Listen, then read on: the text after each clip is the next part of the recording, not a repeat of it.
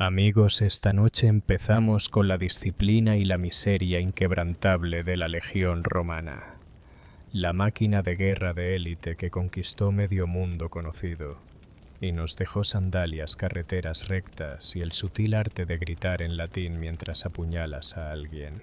Antes de que te acomodes, toma un segundo para dar like y suscribirte, pero solo si de verdad disfrutas lo que hago aquí.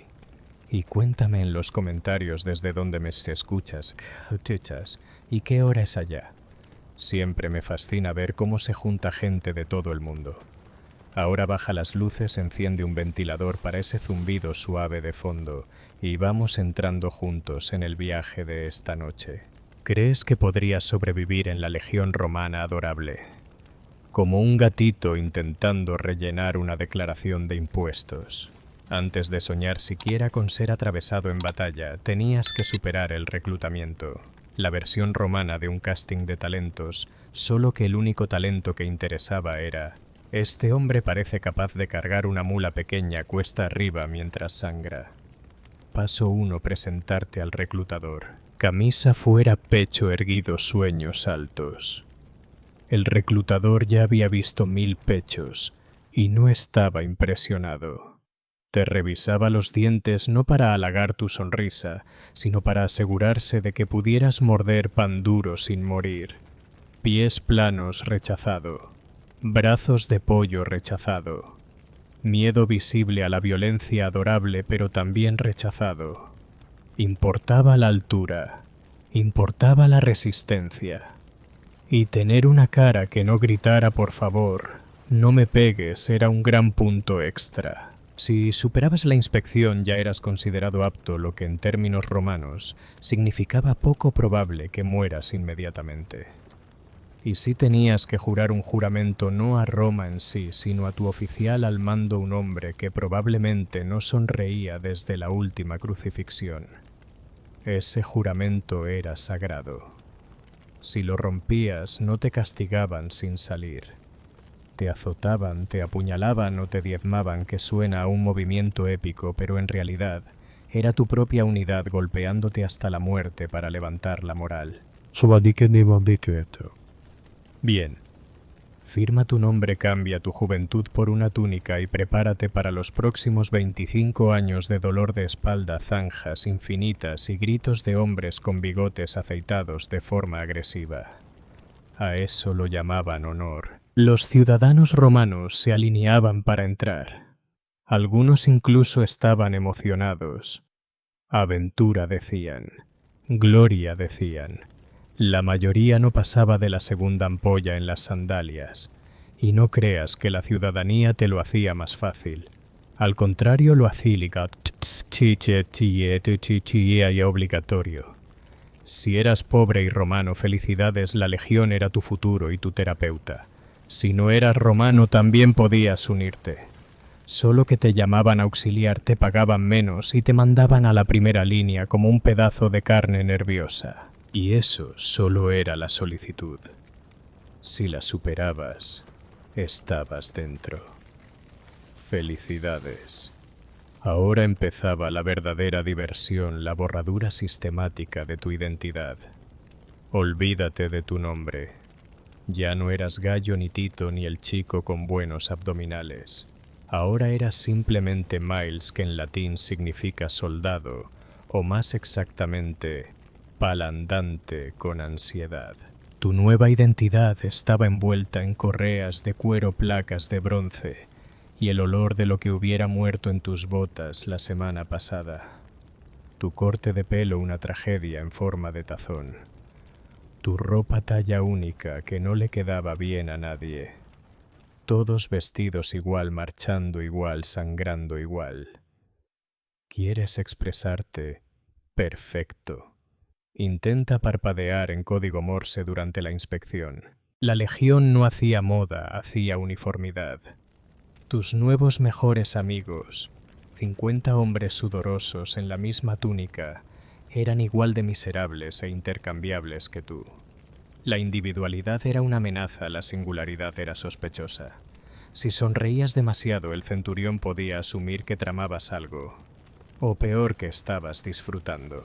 Dormías en una tienda con otros 7 soldados apilados como láminas de lasaña recalentada. Si uno roncaba, sufrían todos. Si uno se tiraba un pedo, todos reconsideraban sus elecciones de vida. Y tu equipo no era opcional. El gladius, la espada corta de apuñalar. El scutum, el escudo gigante. Y el pilum, la lanza arrojadiza, no eran sugerencias. Los cargabas siempre junto con la olla, el pico, sandalias de repuesto y lo que quedaba de tu entusiasmo. Tiempo libre te refieres a las 2 horas entre cavar una zanja y hacer guardia bajo la lluvia. Úsalas bien, quizás pulir la armadura o llorar en silencio sobre tu agua con vinagre. La disciplina no solo se imponía, era casi una religión. Si uno fallaba, castigaban a toda la unidad.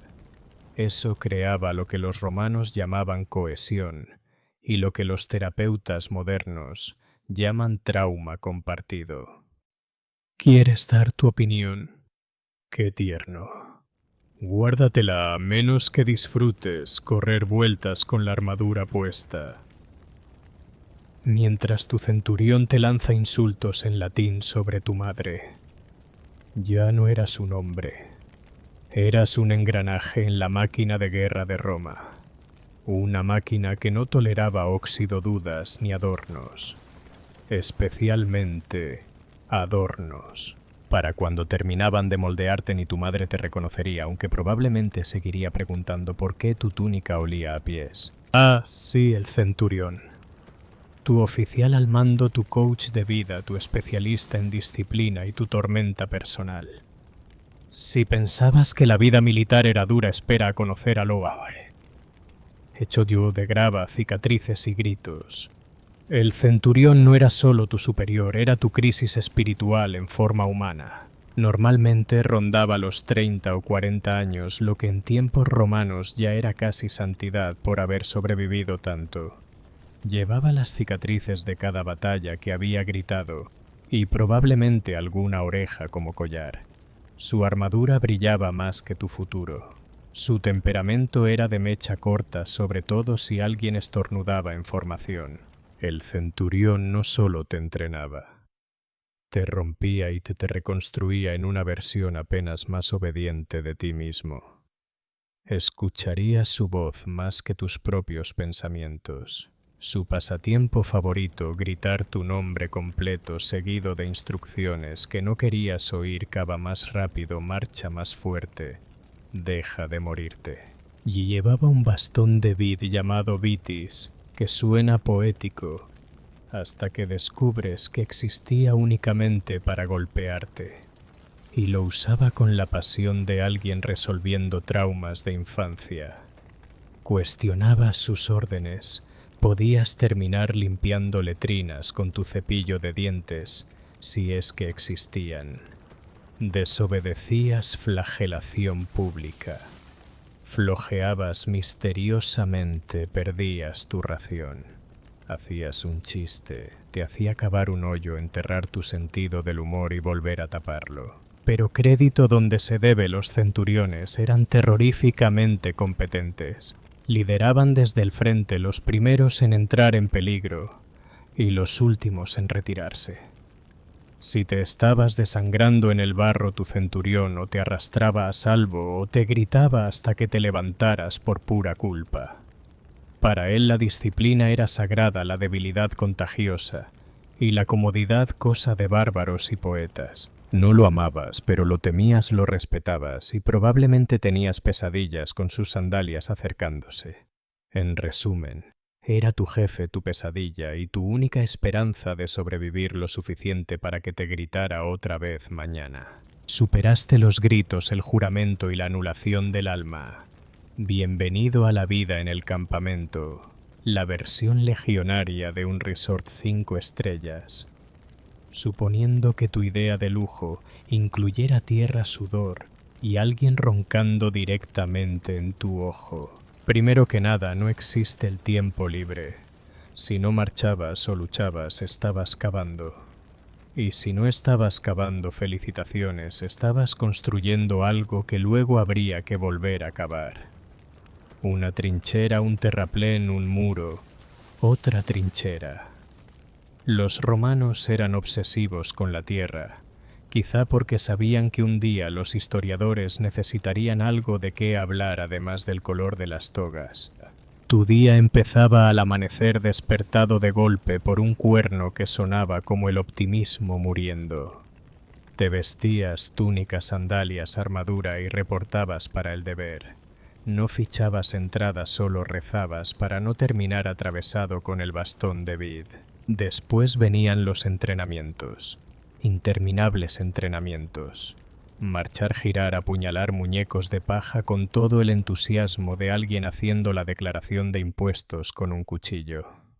Cada movimiento debía ser perfecto porque las formaciones descuidadas mataban gente, o peor llamaban la atención del centurión. Tras eso, construcción.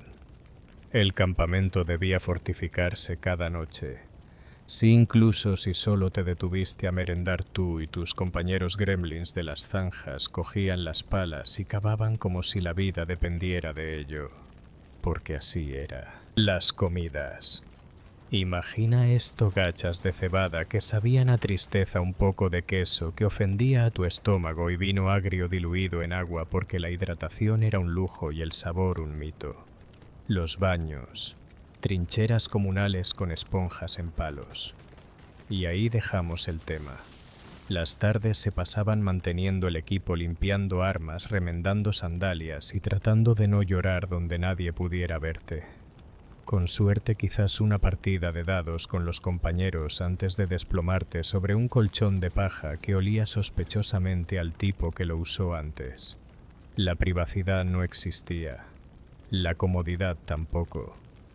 Pero ampollas, esas sí eran abundantes. No era tiempo libre, era solo tiempo de no marchar. Y aún así tenías que estar preparado para la voz del centurión resonando por el campamento como un trueno. A eso lo llamas tienda. Si pensabas que estar en la Legión Romana significaba batallas heroicas y discursos épicos, sorpresa en realidad significaba marchar. Mucho. Tanto que al final de tu servicio tus pies tendrían opiniones propias y ninguna de ellas educada. Un legionario romano marchaba entre 20 y 30 kilómetros al día, a menudo con todo el equipo encima, que por cierto pesaba unos 40 kilos, más o menos lo que quedaba de tus ganas de vivir. Eso incluía la armadura, el escudo, la espada, 2 lanzas, la capa, los utensilios de cocina, raciones, postes de la tienda y el equipaje emocional que hubieras traído de casa. Esto se llamaba la carga de mula. Y tú eras la mula. El ritmo era brutal. No era un paseo por el campo, era rápido, rítmico y diseñado para eliminar a cualquiera que tuviera la osadía de poseer rodillas. En cada milla, algún pobre desgraciado tropezaba, quedaba atrás, o de repente recordaba que había olvidado nacer hijo de senador. Había descansos técnicamente, pero cortos apenas para tragar agua, meterte un puñado de gachas de cebada y arrepentirte de tus decisiones vitales. Luego otra vez a pisar las famosas calzadas romanas rectas como la moral del general que las diseñó. Y sí, al final de cada jornada, se esperaba que construyeras un campamento fortificado. Correcto marchar todo el día, luego cavar, martillar y sudar en un proyecto de construcción digno de un programa de renovación militar, pero sin premio, con el centurión como único público, brazos cruzados, juzgándote en silencio. Ampollas comunes. Uñas de los pies perdidas, casi un rito de paso. Compañeros quedándose dormidos mientras marchaban, sorprendentemente frecuente. Si tropezabas, te gritaban. Si te quejabas, se burlaban. Si fingías una lesión, el médico te daba un bofetón con una esponja y te devolvía a la fila. Pero los romanos no se quejaban, no porque fueran estoicos, sino porque estaban demasiado sin aliento. Quejarse requería energía y toda la tuya estaba ocupada en no caer de cara contra la grava. Así que si entraste a la legión buscando gloria, ten en cuenta que pasarías la mayor parte del tiempo caminando hacia donde supuestamente estaba esa gloria. rezando para que no se hubiera ido ya. Felicidades. Después de marchar horas con una mochila más pesada que tu dignidad, te has ganado el derecho de entrenar para lo que probablemente te matará. El entrenamiento de combate en la Legión Romana era donde tus sueños de gloria iban a morir, de preferencia en un entorno controlado supervisado por un hombre con ceño permanente y un palo. La primera lección, tu amado Gladius, esa espadita corta con la que imaginabas ondear dramáticamente como un héroe de película, no servía para cortar. No. Se apuñalaba con él. Directo a zonas blandas y jugosas, la ingle objetivo perfecto, la axila precioso, el cuello sublime. ¿Por qué? Porque apuñalar requería menos esfuerzo, mataba más rápido y evitaba que tu espada quedara atorada en una caja torácica como un aficionado. Los romanos eran prácticos, fríos, eficientes y totalmente desinteresados en el espectáculo. Practicabas apuñalando muñecos de madera llamados pilatroncos disfrazados de bárbaros, y los apuñalabas sin parar hasta que te dolían los hombros, te sangraban las palmas, y el centurión murmuraba algo sobre tu patética técnica de muñeca. Luego venían los ejercicios con el escudo. El scutum era enorme, casi una pared portátil, y se esperaba que lo usaras como tal, bloqueando, golpeando, formando muros. Todo era diversión hasta que alguien recibía un borde en la nariz y se desplomaba en el barro. Después, los combates de práctica. Si luchabas contra tus compañeros con espadas de madera y toda la rabia acumulada de alguien que no había hecho sus necesidades en privado en semanas. Las heridas eran comunes, los dientes opcionales, y si caías al suelo, la recompensa era una amable lección de que los enemigos reales no iban a esperar a que te pusieras de pie. Princesa. También entrenabas con el pilum, la lanza arrojadiza romana diseñada para doblarse al impactar y que nadie pudiera devolvértela. Básicamente tenía un solo trabajo: apuñalar una vez y jubilarse tal como tú deseabas hacer. Y recuerda, todo esto sucedía con el equipo completo bajo el sol, con poca agua y máximo griterío.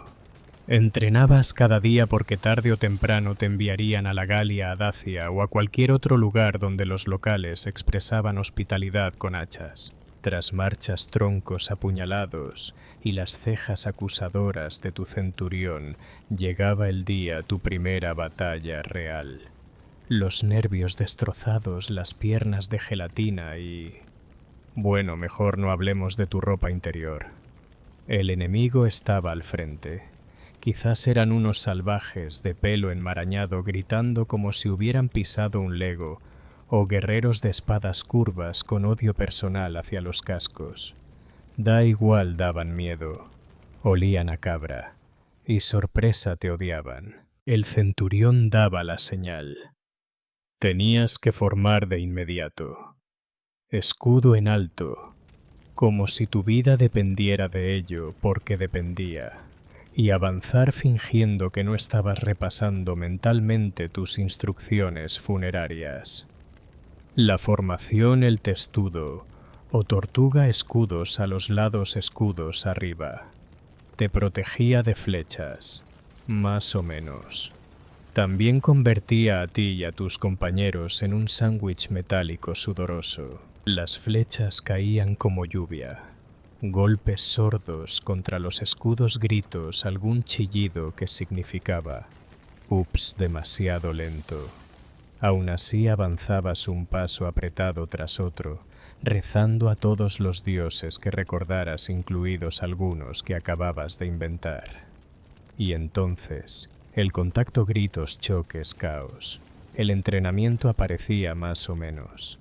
Apuñalabas con tu Gladius buscando huecos blandos mientras intentabas no recibir uno en la cara. El de al lado caía. No había tiempo para llorar, pestañear ni respirar. El aire se espesaba con polvo, sangre y la conciencia creciente de que nada de esto se parecía al muñeco de madera.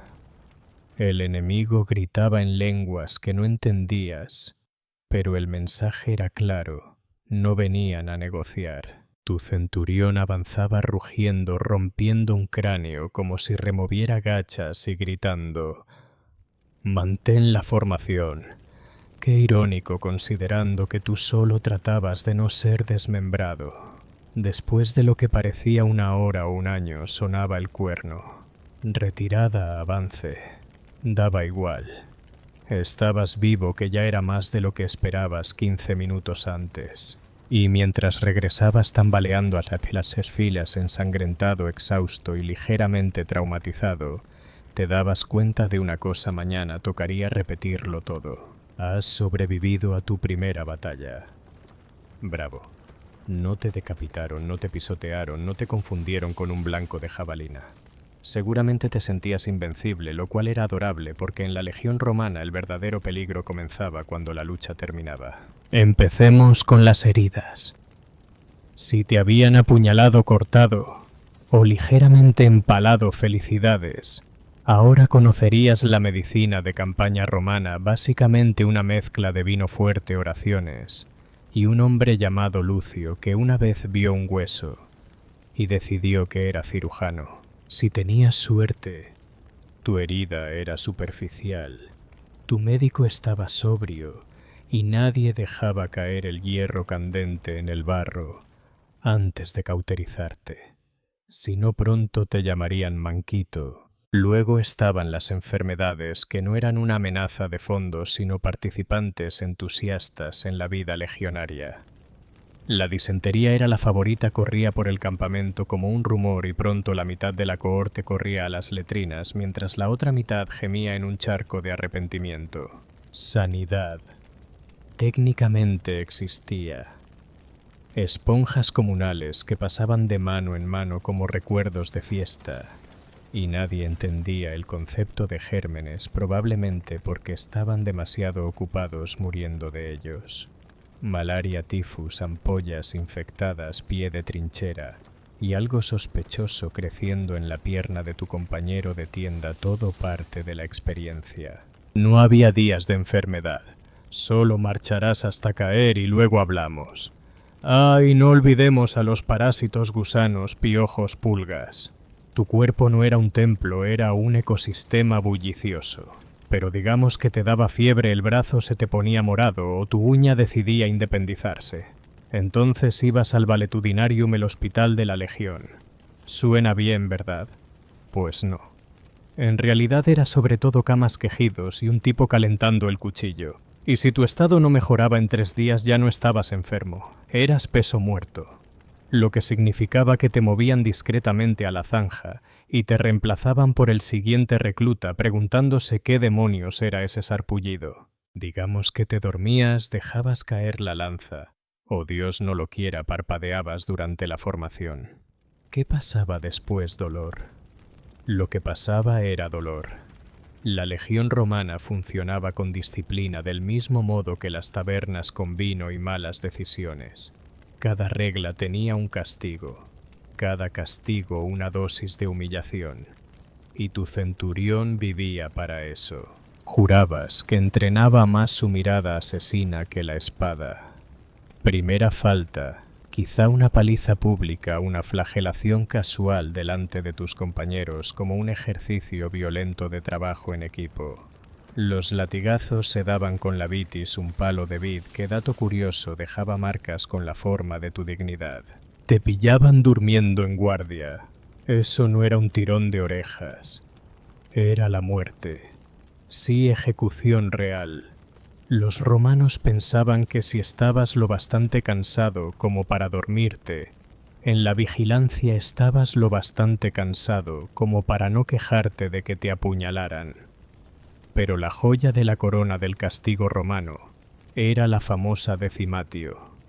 Digamos que tu cohorte se retiraba cuando no debía, que corrías gritando en vez de morir heroicamente como ciudadano ejemplar. El castigo, tu unidad, se dividía en grupos de 10, se echaban suertes, y el desafortunado era apaleado hasta morir por los otros 9. Leíste bien, tus amigos te mataban a palos porque corriste un poco más rápido que el de al lado. Incluso las ofensas menores se trataban como crímenes de guerra. Dejabas caer el casco, a correr. Insultabas al centurión, a cavar una zanja, luego taparla, luego cavarla otra vez hasta que te desmayaras o él se aburriera. Te quejabas. Oh, amigo, irías tan rápido a limpiar letrinas que tus sandalias ni tocarían el suelo. Imagina cargar cubos de líquido arrepentimiento bajo la mirada de un hombre que no sonreía desde que cayó la República. ¿Por qué tan duro simple? Los romanos creían que el miedo creaba unidad. Una legión temía más a su centurión que al enemigo. Y de algún modo funcionaba. Bienvenido al Castra, tu nuevo hogar. Como un campamento de verano, pero en vez de malvaviscos y pulseras de amistad, te esperan callos, cicatrices y una sensación constante de condena. Tu tienda hecha de cuero y optimismo albergaba a 8 hombres adultos con espadas ampollas y horarios de sueño incompatibles. El olor en sí ya era un arma táctica. Si alguna vez imaginaste a los legionarios como estatuas relucientes de disciplina una noche en esa tienda, te curaría de la ilusión. La cama no había. Dormías en el suelo abrazando tu escudo como un triste osito romano. Y si llovía tu tienda goteaba, porque nada dice gloria imperial como despertarte empapado y acurrucado contra alguien llamado Gallo. La comida. La dieta en campaña era un ciclo interminable de gachas de cebada pan duro y más gachas de cebada sazonadas, con lo que soplara ese día tierra, bichos o vergüenza. Con suerte, si los dioses eran misericordiosos o una gallina se metía en el campamento, había carne. Pero lo normal era pan correoso y vino agrio diluido en agua, que servía tanto de enjuague bucal como de desinfectante. Pensabas que la hora de comer era para relajarse, error. Tenías que cocinarlo tú mismo en un fuego común con una olla de hierro que probablemente no se limpiaba desde el reinado de Augusto. ¿Lo quemabas? Pues mejor sabía más aceptable así. Las tareas diarias eran emocionantes: limpiar armas, reparar caminos, cavar zanjas, levantar empalizadas, cargar suministros. Básicamente todo menos descansar. Y lo mejor lo hacías después de marchar todo el día a entrenar hasta que las piernas cedieran y esquivar el hongo raro que tu compañero de tienda había pillado la semana pasada. Las tartes no eran para filosofía ni leer rollos. Eran para turnos de guardia, partidas de dados que acababan en peleas y algún bardo tocando la flauta más triste del mundo. Sin olvidar la inspección nocturna del centurión que miraba tu armadura como si hubiera insultado a su madre. Aún así, algunos llegaban a cogerle cariño. Había un ritmo en la miseria, una camaradería forjada en el dolor compartido en la risa cuando el novato intentaba bañarse con vinagre frío. Llevabas semanas creyendo que eras la espada de la civilización, el puño del orden, el tipo en sandalias, en el lado correcto de la historia. Pues sorpresa, el enemigo no recibía el mismo mensaje. Para ellos no eras un héroe. Eras un invasor, un recaudador armado con un palo puntiagudo. Llegabas sin invitación, quemabas campos, insultabas dioses y exigías tributo mientras jurabas que era por el bien común. Extrañamente no les encantaba. Tomemos a los galos. Para los romanos eran bárbaros de higiene dudosa y bigotes excesivos. Para los galos tú eras ese imperio molesto que cada cierto tiempo aparecía a liberarlos en la esclavitud. O los germanos. No tenían calzadas ni togas, pero sí hachas, y la convicción férrea de que debías morir. Veían tu armadura brillante y tus formaciones y respondían con pieles de oso, gritos primales y una violencia cercana que hacía a más de un veterano reconsiderar sus decisiones. Y no olvidemos a los partos maestros de la caballería que disparaban flechas mientras galopaban alejándose. Una maniobra que los romanos consideraban cobarde e injusta, principalmente porque funcionaba. La verdad es que tus enemigos no solo luchaban por sobrevivir, Luchaban por venganza. Hermanos hijos ganado. Todo les había sido arrebatado la última vez que pasaste, y habían tenido años para afilar tanto sus armas como sus rencores. No peleaban en filas ordenadas ni seguían tu etiqueta de batalla. Se escondían en bosques, emboscaban caravanas de suministros y te apuñalaban por la espalda cuando solo querías orinar detrás de un árbol. No había reglas, solo rabia, barro y un deseo muy personal de verte destripado. Y si te capturaban, mejor ni pensarlo. Digamos que el enemigo no consultaba la Convención de Ginebra. Podías ser exhibido como trofeo obligado a cavar tu propia tumba o sacrificado a un dios con demasiados cuernos. Así que mientras tú imaginabas a tus enemigos como salvajes, ellos te imaginaban como el monstruo, un símbolo ambulante de opresión, arrogancia y canciones de marcha insoportables. Resulta que la historia depende de quién la escriba. Tras 25 años de marchar, sangrar, sudar y no morir, lo cual ya contaba como logro, llegabas por fin al retiro. O como los romanos lo llamaban, mira, ¿quién no ha sido apuñalado aún? El gran sueño tierra. Roma prometía a los veteranos una granjita en la frontera. Un pedazo de paz donde cultivar olivos, quejarse de la juventud y no recibir jabalinas en la cara. Suena bien, ¿no? Excepto que esas tierras solían estar en territorio hostil, rodeadas de gente que recordaba cuando quemaste la aldea de su tío. Así que tus años dorados podían incluir emboscadas extra. Piensa en ello, quad su como invasión con su cardio. Luego estaba la pensión, el praemium, un pago generoso suponiendo que Roma tuviera dinero y tu comandante hubiera presentado el papeleo antes de morir en un pantano. Si no, quizá te pagaban en ánforas rotas, promesas vacías, o un apretón de manos con la frase: «La gloria es tu recompensa». Algunos veteranos llevaban sus habilidades al sector privado, es decir, se convertían en guardaespaldas de gobernadores corruptos. Otros se volvían entrenadores moldeando a nuevos reclutas con el mismo amor y ternura que recibieron. Pero muchos simplemente se desvanecían.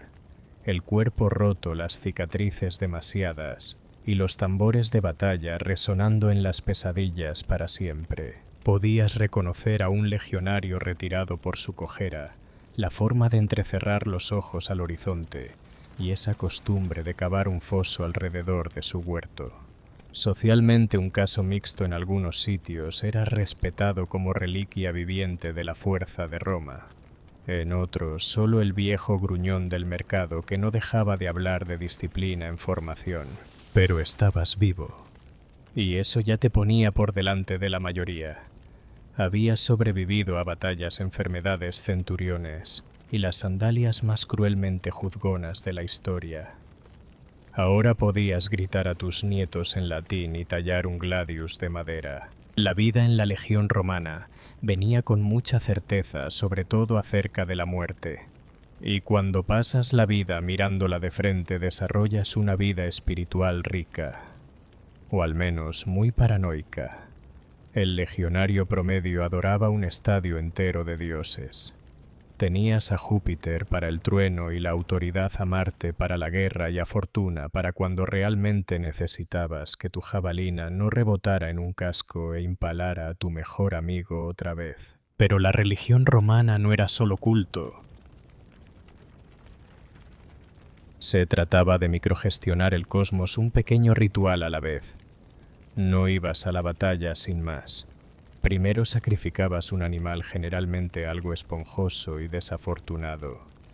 Si el sacerdote hurgaba en el hígado y decía: «Si ese bazo se ve estupendo», entonces felicidades, los dioses probablemente estaban de tu lado. Probablemente. Los legionarios también tenían sus propias deidades protectoras. El genius de la legión era una especie de mascota divina colectiva, salvo que en vez de disfraz de espuma vivía en un pequeño santuario y juzgaba cada uno de tus movimientos. La superstición llenaba los huecos. Jamás te pondrías la sandalia izquierda antes que la derecha. Jamás afilarías la espada en un día de malos presagios.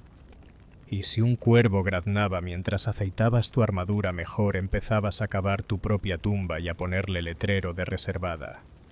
Los sueños se tomaban muy en serio. Si soñabas con fuego, significaba triunfo. Con ratas, traición. Con tu centurión sonriendo, significaba que ya estabas muerto y aún no lo habías notado. Y no hablemos de los presagios aves volando en dirección equivocada, truenos, en un momento inoportuno alguien estornudando 3 veces seguidas. Todo señal de que Júpiter se aburría y quería darle picante a la jornada. ¿Garantizaba toda esta devoción protección? No. Pero hacía que morir fuera un poco menos aterrador si creías que Marte había aprobado personalmente que te volaran la cara de un hachazo. Para algunos, esa fe en que los dioses observaban les daba coraje. Para otros era solo otra razón para mirar siempre por encima del hombro. Porque en la legión romana hasta lo divino tenía su propio conteo de muertes. No te alistabas por gloria.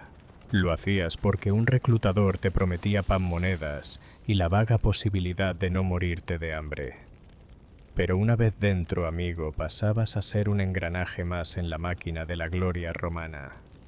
Si sobrevivías a una batalla, no esperes medallas ni túnicas conmemorativas. En su lugar, un discurso normalmente gritado desde una tarima improvisada por algún general que solo había ensuciado sus sandalias una vez cuando tropezó en su baño. Rugía sobre el valor, el honor y la grandeza eterna de Roma mientras tú intentabas no vomitar por pérdida de sangre o insolación. Tu papel era asentir, vitorear y no mencionar que a tu mejor amigo le habían reemplazado la cabeza por una lanza a los 5 minutos. Pero en Roma distinta historia. Allí eras héroe siempre que otro contara tu historia. Los políticos adoraban usar tu sufrimiento como telón de fondo de sus triunfos. Se encargaban mosaicos, se levantaban arcos triunfales, se esculpían estatuas. Casi nunca con tu nombre. Tal vez si hacías algo realmente legendario como sostener un puente tú solo o morir de forma extremadamente poética, aparecías en un pergamino. Lo más probable, sin embargo, es que fueras agrupado dentro de los valientes legionarios que hicieron el sacrificio supremo justo entre un caballo de batalla y una caja de suministros. Mientras tanto, los senadores de púrpura sorbían vino y presumían de que el primo de su primo había comandado tu unidad. Así te convertías en parte de la leyenda como una nota al pie en el árbol genealógico de otro. El pueblo, por su parte, adoraba las historias de victorias romanas, sobre todo narradas por poetas que jamás habían pisado un campo de batalla. Para ellos, tu lucha de 3 días en el barro era un relato conmovedor de la fuerza romana. Omitían la disentería, los gritos y la parte en la que tu camarada intentó comerse un cinturón por desesperación. Así que sí ganabas gloria, pero no para ti, para la República, para el Imperio, para el ricachón cuyo nombre quedaba tallado en piedra mientras el tuyo era olvidado antes del almuerzo. Y aún así había algo noble, una especie de inmortalidad trágica esa en la que morías siendo un número, pero Roma vivía. Venecia a mediados del siglo XIII no era un lugar para pequeñas ambiciones. Sus canales zumbaban con el murmullo de los mercaderes, el tintinear de monedas y el aroma de especias extranjeras llegadas de puertos desconocidos. Era una república erigida sobre el comercio, y Marco Polo, nacido en 1254, había venido al mundo dentro de su clase mercantil como un pato al agua. Solo que a diferencia de la mayoría de los patos, Marco estaba destinado a cruzar desiertos. Su padre Nicolò Polo y su tío Mafeo no eran mercaderes comunes. No vendían baratijas en la plaza ni regateaban con el pescador del muelle. Eran aventureros disfrazados con sedas hombres que ya habían desaparecido hacia Oriente una vez mucho antes de que Marco pudiera hablar. Cuando regresaron a Venecia en 1269, el niño ya era un adolescente curioso de ojos abiertos y preguntas capaces de hundir una galera. El reencuentro no trajo juguetes ni cuentos para dormir. Lo que Marco recibió de su padre fue un destino envuelto en piel de camello y mapas extraños.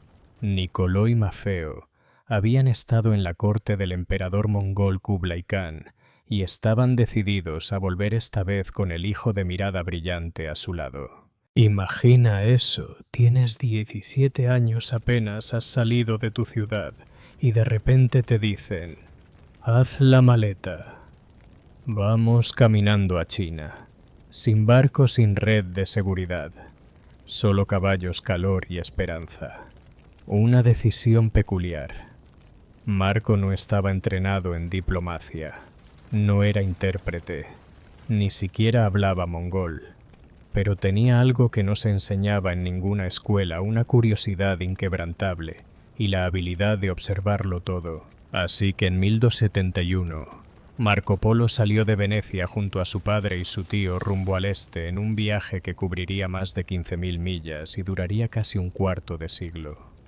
No eran soldados, no eran sacerdotes, eran mercaderes con instinto suicida, o visionarios según qué tan generoso quieras ser.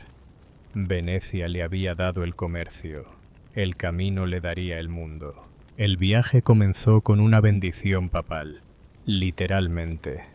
Antes de lanzarse a lo desconocido, la familia Polo pasó por Acre en Tierra Santa para recoger aceite sagrado y cartas de parte del Papa Gregorio X, dirigidas a Kublai Khan, porque aparentemente si vas hacia el imperio mongol lo mejor es llevar regalos, respaldo divino y papeleo. Tras esa escala empezaba la travesía real. Avanzaron al norte hacia Armenia y Persia, tierras donde el desierto se extendía como un castigo y el sol te cocinaba dentro de tus ropas. No era solo el calor o la arena lo preocupante, era tierra de bandidos. Si el terreno no te quebraba, lo harían los hombres. Asaltantes rondaban las montañas como lobos dispuestos a aligerar tu carga empezando por la garganta. Marco no solo sobrevivía, absorbía. Todo lo recogía, todo lo anotaba en su mente como una esponja en un bazar. Se maravillaba con los zoroastrianos adoradores del fuego en Persia, probaba bebidas extrañas y aprendía a leer a personas cuyo idioma no compartía. Poco a poco se forjaba en silencio, parte mercader, parte antropólogo, parte superviviente. La ruta de la seda no era un camino único, sino una maraña de senderos de caravanas que atravesaban llanuras abrasadas, fortalezas derrumbadas y ciudades que surgían del polvo como alucinaciones. En lugares como Yazd y Balkh, Marco contemplaba arquitecturas que parecían obra de magos. Bazares repletos de bienes inimaginables, ruibarbo, lapislázuli y pólvora. Y camellos. Tantos camellos. Refunfuñones flatulentos, eternamente irritados, cada uno más terco que el anterior. Si Marco había tenido alguna idea romántica de la aventura, quedó aplastada por la monotonía áspera del desierto, la baba de camello y la disentería. Aún así, continuaban subiendo por el Pamir, el techo del mundo donde la altura te robaba el aliento y el viento aullaba como si maldijera tu nombre. El aire se hacía más fino, Marco más delgado, pero también más resistente. Los meses se volvían años. Al acercarse a las fronteras de la China, Yuan Marco ya no era solo el hijo de un mercader. Hablaba varias lenguas, dominaba el arte de sobrevivir y se había acostumbrado al pulso de un mundo que la mayoría de los europeos ni siquiera creía real. El chico de Venecia se estaba convirtiendo en el hombre que cambiaría la forma en que Europa veía Oriente. Cuando al fin alcanzó el corazón del imperio mongol, Marco estaba exhausto, curtido por el sol, y seamos honestos, probablemente olía a yak muerto. Pero nada de eso importaba, porque frente a él en la gran ciudad de Chengdu se alzaba el palacio de Kublai Khan. No era una corte real cualquiera. Olvida los castillos europeos. Este era un complejo deslumbrante de mármol y sedas doradas extendido como una joya en la estepa, custodiado por guerreros de élite y repleto de sabios magos, elefantes, astrónomos e intérpretes. Más aeropuerto internacional que palacio imperial. Y Kublai Khan tampoco era un emperador común. El nieto de Gengis Khan gobernaba el mayor imperio continuo de la historia desde el Océano Pacífico hasta el Mar Negro. Y aún así recibió al trío Polo como si fueran viejos amigos. ¿Por qué? Porque amaba la información, la codiciaba como un dragón codicia el oro. Y Marco tenía historias. El Khan tomó simpatía inmediata por el joven veneciano. Tal vez por su curiosidad, tal vez por la forma en que hablaba de Persia, de la India o de las costumbres armenias como si recitara poesía. Fuera lo que fuese, Kublai vio potencial y le dio a Marco un puesto en la corte.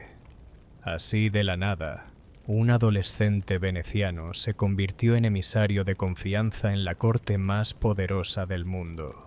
Marco no se dedicaba a admirar alfombras. El Khan lo enviaba en misiones por toda China y más allá. Visitó provincias como Yunnan, Sichuan.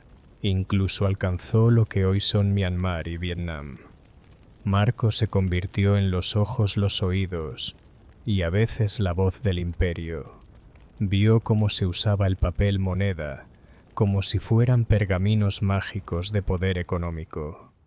Conoció estaciones de posta con caballos frescos listos cada 40 kilómetros, prácticamente el Amazon Prime del siglo XIII.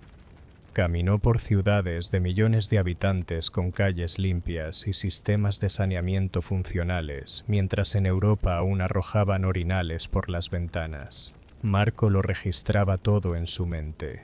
La escritura vendría después. Por ahora absorbía no solo geografía y costumbres, sino texturas, olores, colores y gestos humanos. El hijo del mercader veneciano había entrado en el Palacio del Dragón y no encontró miedo sino fascinación. Cuanto más tiempo pasaba al servicio de Kublai Khan, más surreal y sofisticado se mostraba el imperio. No era la horda bárbara de la que Europa murmuraba entre copas. Era un mundo de sedas, observatorios astronómicos, burocracias en funcionamiento y ciudades que hacían que París pareciera una aldea húmeda. Empecemos por la capital Kambalik, la actual Pekín. Marco la describió como una ciudad tan vasta que podías cabalgar medio día sin alcanzar el palacio. Tenía amplios bulevares, mercados organizados, graneros públicos y hasta inspectores de barrio que reportaban delitos. Europa aún culpaba a los demonios de las malas cosechas. La comida era otro asombro. Probó frutas exóticas, salsas ricas, leche fermentada de yegua, que toleró con cortesía, y fideos que sospechosamente se parecían a lo que los italianos llamarían después pasta. ¿Coincidencia? Los historiadores debaten. Marco simplemente comía. No todo eran banquetes. También vio la justicia mongola brutalmente eficiente. Los ladrones perdían la nariz. Los funcionarios corruptos eran ejecutados con teatralidad. Los mongoles no daban segundas oportunidades, pero protegían a los mercaderes y aplicaban tolerancia religiosa. Budistas, musulmanes, cristianos, taoístas. No importaba siempre que pagaras tus impuestos. Hablando de impuestos, Marco se maravilló con la administración. Provincias divididas en distritos, cada uno con supervisores, escribanos y funcionarios rotativos para evitar la corrupción. El papel moneda estaba respaldado por oro y por la pena de muerte. Rechazar un billete no te costaba la cartera sino la vida. También describió el sistema postal mongol con estaciones cada 25 millas provistas de caballos, comida y alojamiento. Los correos cruzaban el imperio más rápido de lo que cualquier rey europeo podía mandar un mensaje a su aldea vecina. Y lo más asombroso, el multiculturalismo. El Khan empleaba persas, árabes, chinos e incluso europeos en su gobierno. La única condición, ser útil. Para Marco esto fue una revelación. Europa seguía enredada y querellas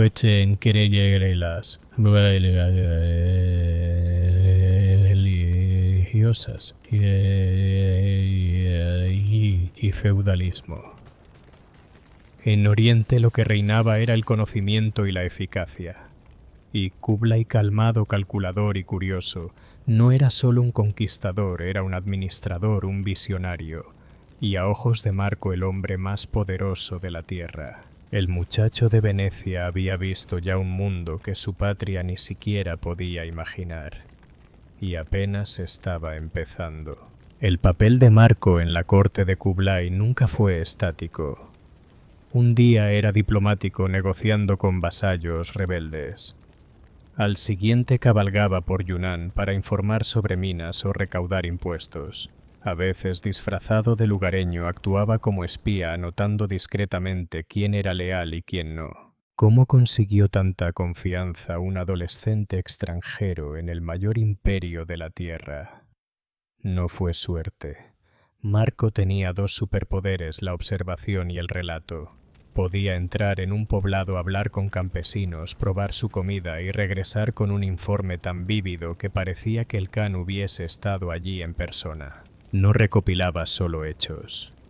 Recogía atmósferas. Sabía describir cómo se movía un hombre, cómo olía el mercado al mediodía, o cómo sonaba la seda en la manga de un gobernador al mentir. El Khan lo valoraba. Marco no era un burócrata rígido. Era un pergamino viviente, mitad antropólogo, mitad bufón, mitad GPS humano.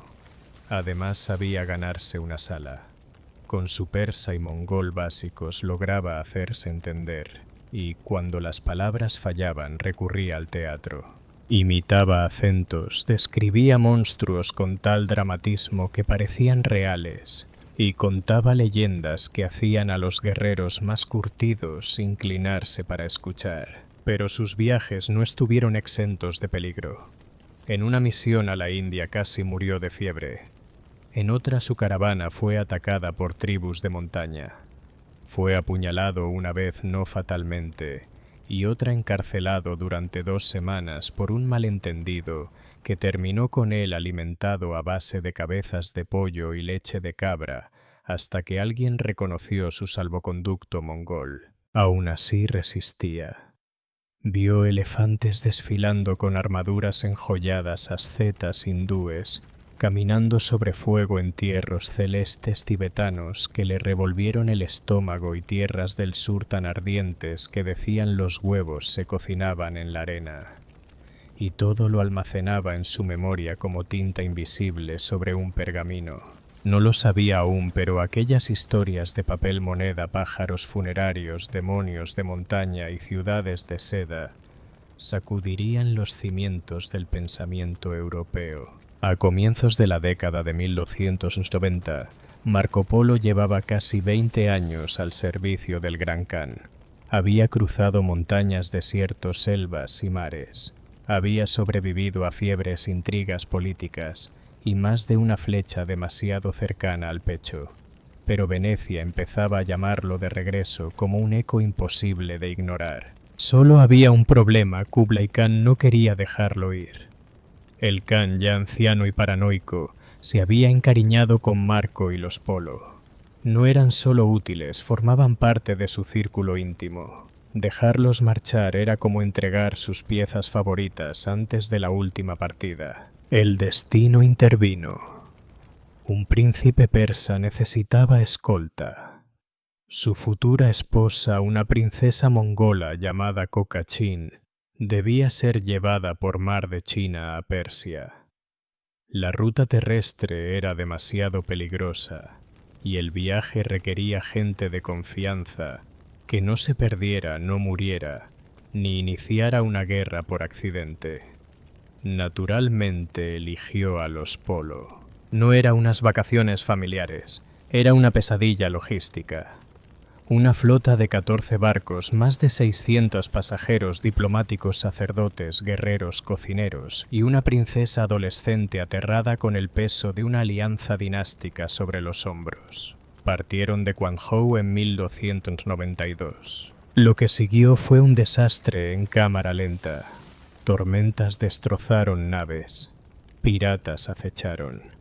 La enfermedad golpeó con fuerza, matando a la mayoría. De los 600 viajeros iniciales, sobrevivieron apenas unas decenas, entre ellos los Polo y la princesa. Cuando finalmente llegaron a Ormuz casi 2 años después, fue menos una entrada diplomática y más un arrastre fantasmal. Aún así, misión cumplida, la princesa fue entregada. El príncipe estaba agradecido. El Khan de regreso en China. Moriría en 1294 sin volver a ver a su amigo veneciano. Ya nada impedía a los Polo regresar a casa. No volvieron en triunfo, volvieron en confusión. Venecia estaba en guerra con Génova. Nadie los reconocía. Su ropa era extraña, su habla rara, sus bolsillos estaban llenos de gemas cosidas en los dobladillos. Los vecinos susurraban que eran impostores o locos. Después de 24 años de maravillas, Marco Polo por fin había vuelto a casa, y Europa no tenía idea de qué hacer con él.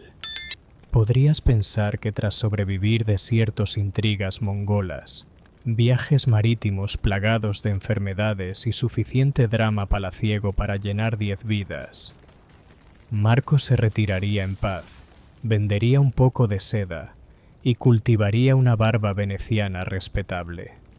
Pero no. Terminó en la cárcel, poco después de su regreso. Venecia entró en guerra con su enemiga favorita, Génova. Marco, ciudadano leal, se unió a la lucha porque qué mejor forma de reintegrarse en la sociedad que caer prisionero en una batalla naval. Fue capturado en 1298 y arrojado a una prisión genovesa donde el destino finalmente le puso en las manos una pluma, un público y una ventana a la inmortalidad. Su compañero de celda era Rustichello de Pisa, escritor de romances caballerescos, básicamente el novelista de fantasía medieval. Marco comenzó a contarle sobre el papel moneda, las ciudades, con 1 millón de habitantes, montañas de fuego caníbales y piedras negras que ardían más que la leña. A Rustichello se le cayó la mandíbula. Sacó tinta y pergamino. Repite eso. Más despacio. Así nació el Il Milione, los viajes de Marco Polo. Marco dictaba, Rustichello adornaba. Juntos tejieron un relato tan extraño y deslumbrante que los europeos no sabían si era realidad, ficción o delirio febril. Los lectores encontraron maravillas inéditas: dinero de papel, carbón, porcelana, leopardos de las nieves, ruibarbo medicinal, templos budistas, chamanes siberianos y palacios con muros de oro. Marco describía ciudades como Hangzhou y Kambalik con tal riqueza que hacía que las capitales europeas parecieran montones de heno con pretensiones. Pero no siempre se recordaban las historias ciertas. Habló de unicornios, probablemente rinocerontes, hombres con caras de perro, quizás tatuajes mal entendidos, y aves gigantes que alzaban elefantes por los cielos. Licencia poética, digamos. ¿Era todo exacto? No. ¿Era todo sincero? Posiblemente, pero no importaba. El libro se difundió como fuego, traducido a múltiples lenguas, copiado a mano, devorado por eruditos mercaderes y soñadores de toda Europa. Muchos de sus contemporáneos lo creyeron mentiroso o loco. Pero décadas después, un marino genovés leería esas páginas, cerraría el libro y murmuraría: ¿y si ese marino se llamaba Cristóbal Colón? Los cuentos de celda de Marco acababan de torcer el rumbo del mundo occidental. Marco Polo fue un hombre adelantado a su tiempo, tan adelantado que la mayoría pensaba que estaba lleno de patrañas. Incluso después de su regreso a Venecia, incluso cuando su libro circulaba como pólvora, pocos lo creían. Hablaba de ciudades más grandes que cualquier urbe cristiana de piedras que ardían de hombres de piel negra y palacios de oro de pueblos que se bañaban a diario. Eso último ya bastaba para levantar cejas medievales. Los eruditos discutían si había llegado tan lejos como decía. Algunos lo acusaban de copiar fuentes árabes. Otros juraban que nunca pasó de Persia. ¿Cómo confiar en alguien que apenas mencionaba la Gran Muralla o describía vagamente el té y los palillos? Pero se equivocaban de enfoque. Marco no escribía una guía Lonely Planet. Era mercader narrador y sobre todo un hombre cuyo marco de referencia era Venecia, no un doctorado en sinología. Registraba lo que veía, lo que recordaba y lo que lo maravillaba. Y considerando que no tenía cámara ni cuadernos y hablaba de memoria desde una celda húmeda de Génova, podemos perdonarle algunas lagunas. Pese al escepticismo, alcanzó fama en vida. Una fama rara, más curiosidad que celebración. Todos conocían su nombre, pero lo trataban como al tío que jura haber visto una sirena. Entretenido sí, pero no lo cites en la cena. Aún así el libro perduró. Se copió, tradujo y pasó de mano en mano. Entró en bibliotecas de reyes y mercaderes, de clérigos y exploradores. Sembró ideas en mentes que empezaban a descubrir que el mundo era más grande que su aldea. Con los años, Marco volvió a su vida de mercader. Se casó, tuvo 3 hijas y manejó sus negocios en silencio desde Venecia. Pero jamás desmintió sus relatos. En su lecho de muerte en 1324, rodeado de sacerdotes que le pedían retractarse de sus mentiras, habría respondido: «No he contado ni la mitad de lo que vi. No era desafío, era verdad». Porque ¿cómo explicarle la vastedad del mundo a quien nunca salió de su calle? No puedes. Solo lo escribes, lo dejas rodar y esperas que el futuro escuche. Marco murió tranquilamente en 1324, pero su historia apenas comenzaba a viajar. En los siglos siguientes, Los viajes de Marco Polo se volvió uno de los libros más influyentes de la historia. No era solo un superventas en los scriptoria europeos. Era una semilla en el terreno de la imaginación, la geografía y la ambición. Marinos eruditos y emperadores se aferraron a sus relatos como planos de un mundo aún inalcanzable. Cartógrafos desmenuzaron sus palabras transformando historias en montañas y ciudades, algunas reales, otras inventadas. Los mapas de Asia empezaron a llevar nombres como Katai para China o Zipango para Japón, sacados directamente de sus dictados. En un mundo donde la mayor parte del globo era pergamino en blanco, él ofreció forma, color y sustancia, aunque a veces errada. Y entonces estaba ese marino genovés. Cristóbal Colón no solo leyó el libro, lo estudió, lo anotó, lo guardó en su mesilla. Cuando zarpó en 1492, llevaba las palabras de Marco con él literalmente. Creía alcanzar ese oriente que Polo había descrito con tanto detalle. En cambio, topó con un mundo entero nuevo. Una ironía cósmica, la imaginación de Marco, ayudó a encender un descubrimiento que jamás predijo. Pero el legado no se mide solo en exactitud, sino en impacto. Sus descripciones de religiones, culturas y pueblos desconocidos, aunque teñidas por su lente europea, fueron revolucionarias. Mostró que el mundo no solo era más grande, sino más sabio, más rico y más complejo de lo que los sermones aseguraban. Ayudó a romper la idea medieval de que la civilización terminaba en los Alpes, y al hacerlo no solo estiró mapas, estiró mentes. Sí hubo críticos. Historiadores posteriores desmenuzaron sus omisiones y adornos. Preguntaron por qué no mencionó la Gran Muralla, que dicho sea aún no era tan gran, o por qué exageraba bestias míticas. Pero nada borraba el hecho de que inspiró generaciones a explorar, cuestionar y soñar. Marco Polo no fue solo viajero de caminos, fue viajero de pensamientos.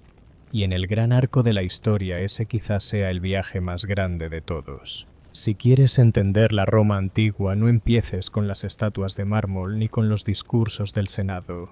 Empieza con los vendedores callejeros. El verdadero latido del imperio no resonaba en el foro, sino que chisporroteaba en ollas de barro junto a callejones llenos de humo donde los pobres hacían fila con estómagos vacíos y unas pocas monedas. La mayoría de los romanos vivía en bloques de apartamentos llamados insulae. Imagina 5 pisos de miseria inflamable de madera, sin cañería, sin aislamiento y, lo más importante, sin cocina. Cocinar en casa era un riesgo de incendio y francamente un lujo para los ricos. Para el resto la comida se conseguía fuera. Ahí entraban en juego las thermopolia. Eran la respuesta romana al fast food moderno, puestos estrechos y abiertos con mostradores de piedra perforados para encajar grandes tinajas de barro, cada una llena de algo vagamente comestible y humeante. Guisos de carne, lentejas, habas, pescado salado, col hervida, salchichas misteriosas bañadas en garum.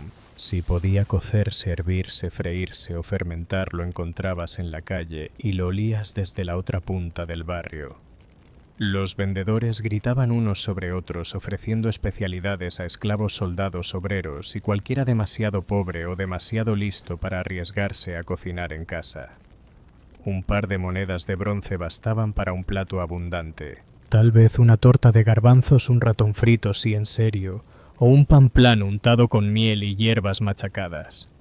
Y luego estaba el garum. El garum, la salsa de pescado que mantenía unido al imperio.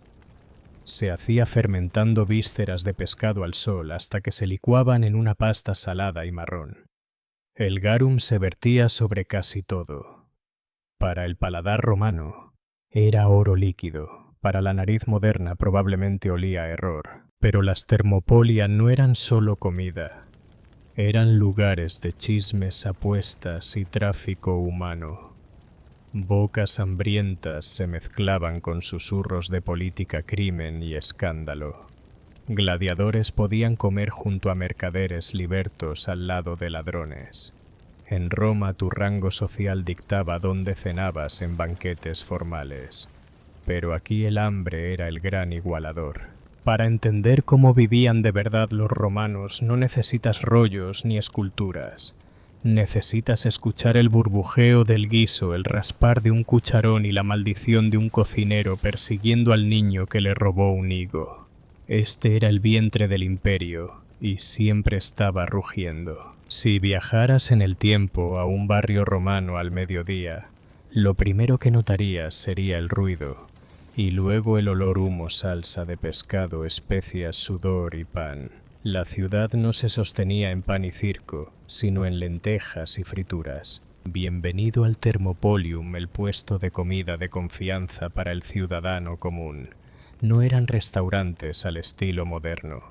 Eran pequeños, rápidos y ubicuos. Los arqueólogos han descubierto más de 150 solo en Pompeya, con mostradores incrustados de dolia, tinajas de barro, donde se mantenía la comida caliente en un estado medio higiénico. La mayoría estaban construidos directamente en la fachada de los bloques de apartamentos. Te acercabas, te apoyabas en el mostrador y señalabas algo que pareciera menos aterrador que lo demás. El dueño o su familia te servía en un cuenco, normalmente con la advertencia de no preguntar qué contenía. El menú absolutamente romano. Podías pedir pulse, una papilla de cereales vestida con miel o restos de carne, guisos de lentejas y garbanzos, col hervida, pescado a la parrilla, y para los valientes salchichas nadando en garum. Si tenías suerte, queso frito o pastelillos endulzados con dátiles y sésamo. Para los romanos de clase trabajadora el Thermopolium era parte tienda de conveniencia, parte comedor, parte red social. No ibas solo a comer, ibas a enterarte de las noticias, quejarte de los impuestos, discutir peleas de gladiadores o sobornar a alguien. El graffiti romano menciona estos lugares por nombre alabando la comida o insultando a los dueños. Una inscripción en Pompeya dice: «Me acosté con la camarera de la taberna». así que las reseñas estilo Yelp no han cambiado mucho. Y sí, también había bebidas. Mulsum, mezcla barata de vino y miel, y posca vinagre aguado, muy popular entre soldados y masoquistas. Los ricos, por supuesto, despreciaban todo esto, lo consideraban sucio, caótico y vulgar. Pero tampoco habían tenido que pelearse por un trozo de pan caliente a medianoche después de un festival. Para el romano común estos puestos eran salvavidas, baratos, calientes y rápidos. La Roma de la calle no tenía arcos dorados, tenía ollas humeantes de guiso de legumbres en cuencos de barro. Cuando piensas en la cocina romana, quizás imaginas senadores reclinados comiendo pavo real asado u ostras en bandejas de plata. Sí ocurría. Si eras rico, poderoso y obsesionado con superar al vecino. Pero si eras pobre como la mayoría, tu dieta era otra cosa menos pavo real, más papilla. Mucha más papilla. El día empezaba moliendo grano. Los pobres comían pulse, una papilla de cebada o trigo tan flexible como insípida. En días buenos, con aceite de oliva, ajo o garbanzos. En días malos, solo pasta de cereal caliente, la avena triste del romano. La comida callejera rompía la monotonía. Panqueques de garbanzo, pan y surus eran un éxito, baratos, llenos y con proteína. El pan plano al carbón estaba en todas partes vendido solo o untado con garum, esa omnipresente salsa fermentada que era la ketchup de la plebe romana, más salada, más fuerte y más polémica que la piña en la pizza. Si tenías unas monedas extra, hervido de verduras, puerros, cebollas o col. La carne era rara y no siempre fresca. Se vendían salchichas, pero nadie preguntaba qué llevaban. Un trozo de cerdo o vaca era golpe de suerte o estafa. Habas eran comunes, lentejas omnipresentes. El pescado seco ahumado o salado era frecuente, aunque del peor tipo, como anchoas olvidadas al sol. Aún así, para un obrero sudado, un cuenco caliente de lentejas con pan era el cielo. Los dulces eran lujo, pero existían tortas de dátiles, buñuelos con miel, galletas mustacey con mosto de uva y sésamo. Pequeños manjares que tras un día barriendo calles o cargando piedras hacían creer en los dioses. El agua no era de fiar. Los pobres bebían vino aguado o posca vinagre diluido, que sonaba a castigo pero refrescaba en verano. Para ellos sobrevivir no era lujo, era llenar el estómago con algo barato que no matara. Y la comida callejera, con todo su humo y olor a pescado, cumplía. Si hubo un ingrediente que definió la comida callejera romana, fue el garum. No era solo condimento. Era obsesión nacional, símbolo de estatus y quizá amenaza sanitaria embotellada. Cómo se hacía vísceras de anchoas o caballas mezcladas con sal, dejadas bajo el sol durante semanas hasta licuarse en una pasta marrón dorada. Se colaban las espinas, se embotellaba el líquido y voilà garum, el producto más exportado de Roma. Para algunos magia, para otros un crimen de guerra en vasija. Daba sabor umami antes de que existiera esa palabra. Se ponía en todo: papillas, guisos, verduras, frutas. Había calidades, el licamen claro para banquetes de élite y los pozos turbios para las calles y los suburbios. El bueno podía costar más que el vino. Los mejores venían de Pompeya o Hispania, donde pueblos enteros se dedicaban a producirlo en fábricas al aire libre con ánforas apiladas y vapores que apestaban kilómetros. A los pobres no les importaba el origen. El garum era el gran igualador: sobre lentejas, garbanzos o pan hacía lo insípido soportable. Cada thermopolium tenía su mezcla secreta con hierbas, especias o directamente sospechosa. Incluso lo bebían diluido como remedio para la resaca, lo que dice mucho de los hábitos romanos. Claro, no todos eran fans.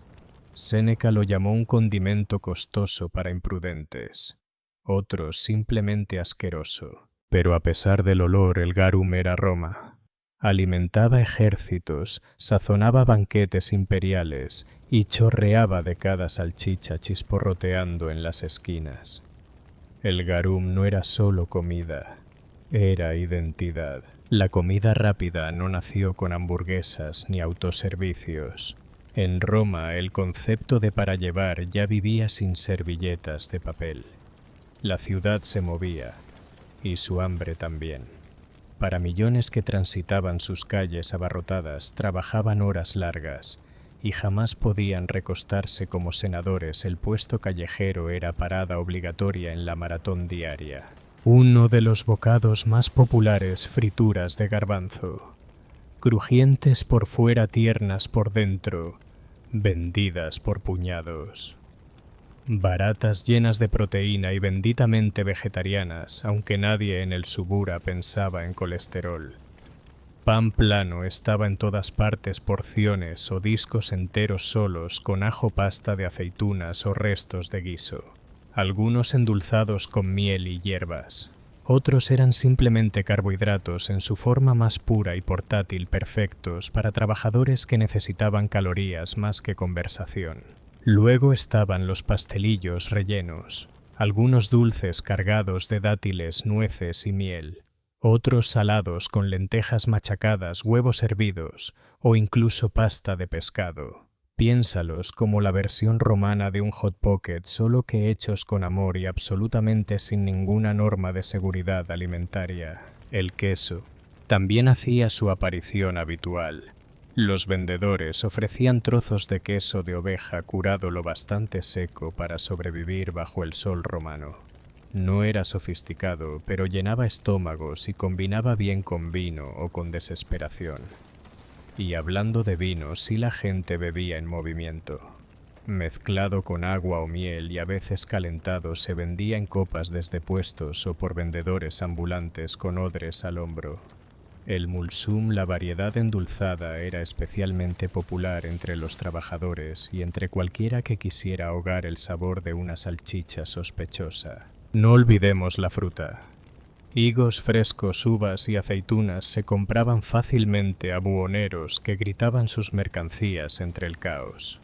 En estaciones frías, las castañas asadas eran un favorito cálido, sencillas, contundentes y perfectas para masticar mientras pasabas junto a cabras enfadadas y gallinas sueltas. No era glamuroso, no era refinado, pero era rápido, barato y alimentaba a una ciudad de 1 millón de almas.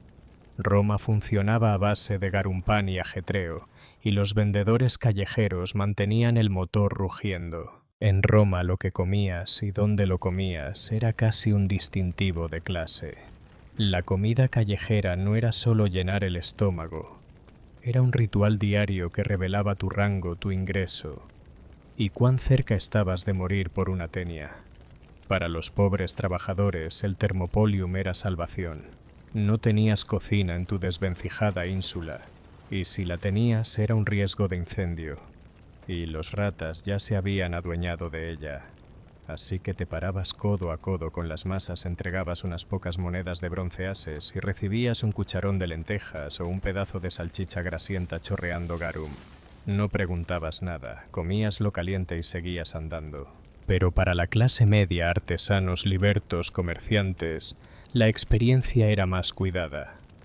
Podían pagar mejores vendedores, ingredientes frescos, o incluso un cocinero privado en casa. Algunos se quedaban en puestos famosos por platos específicos, queso frito, pastelillos de dátil o calamares a la parrilla para los más atrevidos. Hasta podían sentarse en un taburete. Mientras tanto, la élite tenía una relación distinta con la comida callejera. Públicamente la despreciaban. Un aristócrata romano debía cenar recostado en cojines, servido por esclavos, bebiendo vino en cristal y mordiendo lenguas de pavo real, servidas por alguien llamado Cayo, guardián de las servilletas. La idea de comer de pie en un puesto como un jornalero sudoroso era escandalosa. Pero aquí está el giro, la comían igual. Senadores disfrazados con capas se escabullían a los barrios pobres de noche para comprar garbanzos tostados o garum directamente en la fuente. Ni los ricos podían resistir un buñuelo con miel recién sacado del fuego. Escritores como Marcial y Juvenal se burlaban de esa hipocresía, como la élite avergonzaba a los pobres por comer aquello que ellos mismos deseaban en secreto. Y no olvidemos a los esclavos. Eran la base de la pirámide social, pero componían una gran parte de la población. Sus comidas eran lo que lograban mendigar, robar o recoger de sobras de sus amos o de vendedores caritativos. A veces, solo a veces, probaban la misma torta frita o la misma salchicha que un ciudadano libre, y en ese momento las líneas de clase se borraban, al menos en la lengua. En Roma la comida no era solo sustento, era teatro, un espectáculo de estatus, lucha y supervivencia. Si la comida callejera ya era animada en un día común durante los festivales, se convertía en puro caos, delicioso, humeante y empapado de vino. Roma adoraba un buen festival, y por bueno entendían desmesurado, alborotado. De todo un día donde se honraba a los dioses, los esclavos se emborrachaban, y todos olvidaban quién debía dinero a quién. Había docenas al año, y cada celebración traía una avalancha de comida inundando las calles más rápido que el Tíber en primavera. En Saturnalia, la gran fiesta de diciembre que hacía que la Navidad pareciera un círculo de costura, los esclavos podían comer en los mismos puestos que sus amos. Las reglas sociales se invertían. Los vendedores asaban cerdos enteros en espetones al aire libre, repartían pastelillos fritos y vendían vino caliente con pimienta y miel.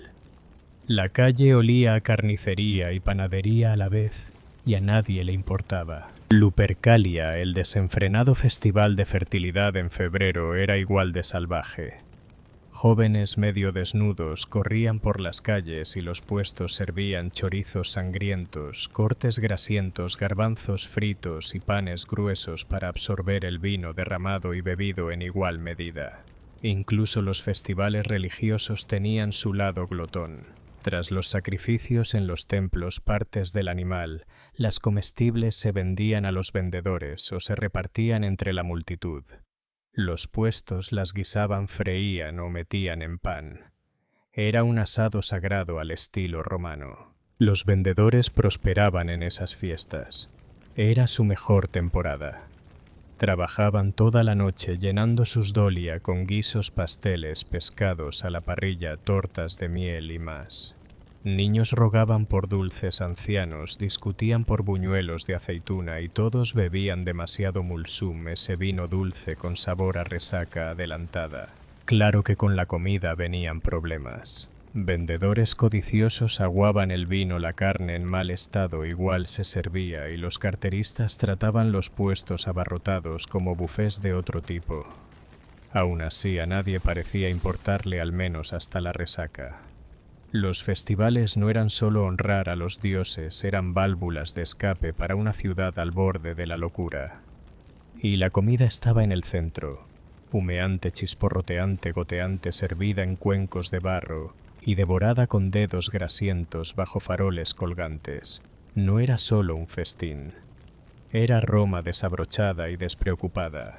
La comida callejera romana mantenía los estómagos llenos y la ciudad en marcha, pero no todo era guisos sabrosos y salchichas chisporroteantes.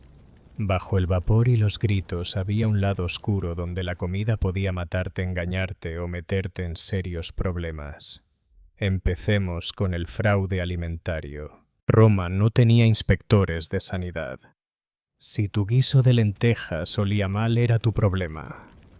Los vendedores aguaban el vino, mezclaban yeso en la harina y usaban carne podrida disfrazada con especias.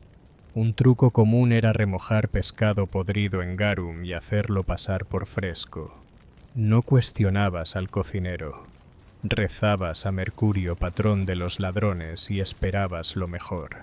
Y los precios, suerte. Los vendedores amañaban las balanzas, usaban cucharones tramposos y cambiaban ingredientes en mitad del guiso.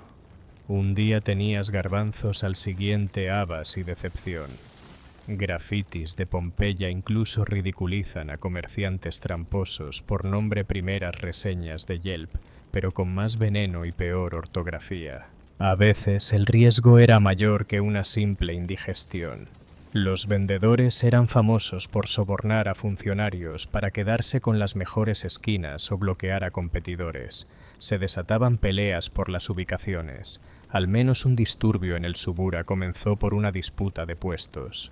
Volaron cucharas, se derramó guiso y alguien perdió un diente por un buñuelo de aceituna. Y estaban los venenos.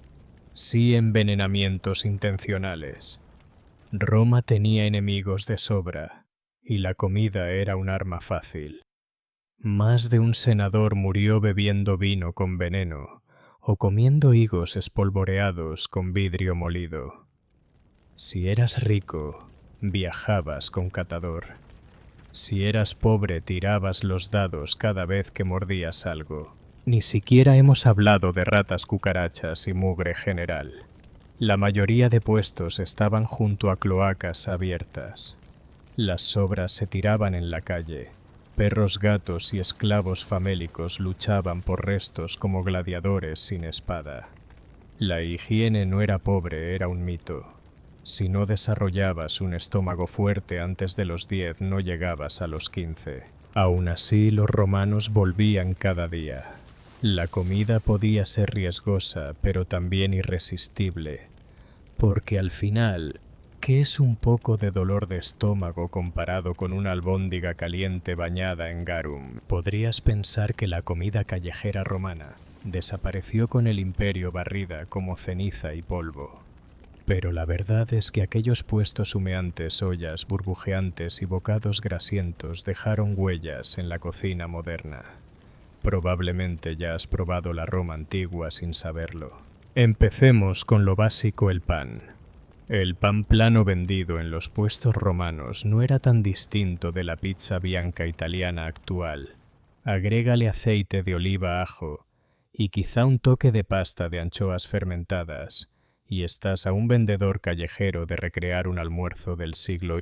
Y los garbanzos, aún base de las dietas mediterráneas, hechos puré en hummus, horneados en farinata, o fritos como falafel moderno, el amor romano por las legumbres sigue resonando en el tiempo. De hecho, la pulsa, aquella papilla de cebada o trigo, no está tan lejos de la polenta moderna o de cuencos salados de avena. Y luego está el garum. Aunque el original romano no ha envejecido bien en reputación, sus descendientes prosperan. La salsa de pescado del sudeste asiático, la salsa Worcestershire, e incluso algunas variedades de salsa de soja, llevan ese mismo golpe de umami. La idea de bombas de sabor fermentado. Los romanos la habían dominado mucho antes de que fuera cool.